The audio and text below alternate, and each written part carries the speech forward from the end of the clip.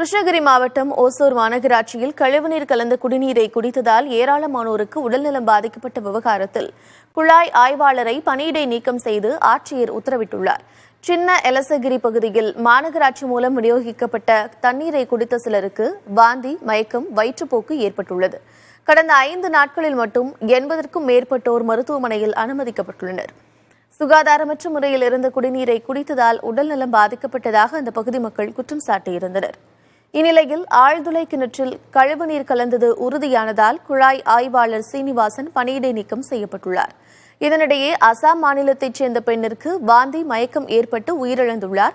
மாநகராட்சி தண்ணீரை குடித்த பிறகே அவருக்கு உடல்நலம் பாதிக்கப்பட்டு உயிரிழந்ததாகவும் இதனால் அவரது 5 மாத குழந்தை தாயின்றி தவிப்பதாகவும் அந்த பகுதி மக்கள் குற்றம் சாட்டியுள்ளனர்.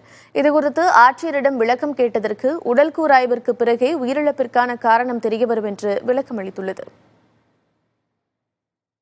தண்ணியெல்லாம் பிடிச்சோம் ஏரியாவில் எல்லாருமே தான். அந்த பொண்ணு பிடிச்சிச்சு, நல்லாவே இருந்துச்சு 7 மணி வரைக்கும்.